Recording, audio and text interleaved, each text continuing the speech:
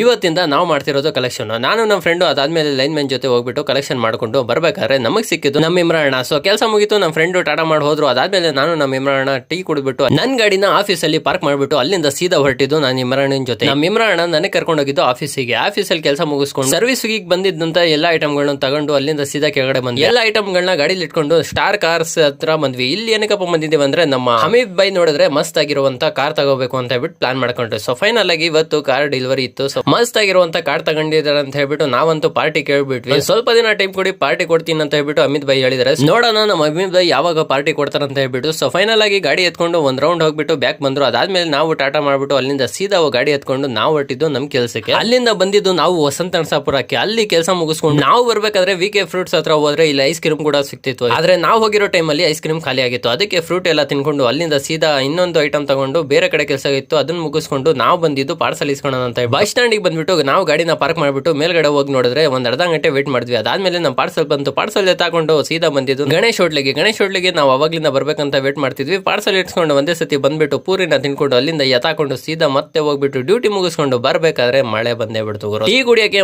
ಯಾವ್ದಾದ್ರು ಒಂದ್ ನೆಪಾಲ್ ಸಿಗ್ಬೇಕು. ಅದಕ್ಕೆ ಮಳೆ ಬಂತಲ್ಲ, ಮಸ್ತ್ ಆಗಿ ತಂದೂರಿ ಟೀ ಕುಡಿದ್ಬಿಟ್ಟು ಅಲ್ಲಿಂದ ಸೀದಾ ಮನೆಗೆ ಬಂದೇ ಬಿಟ್ವಿ.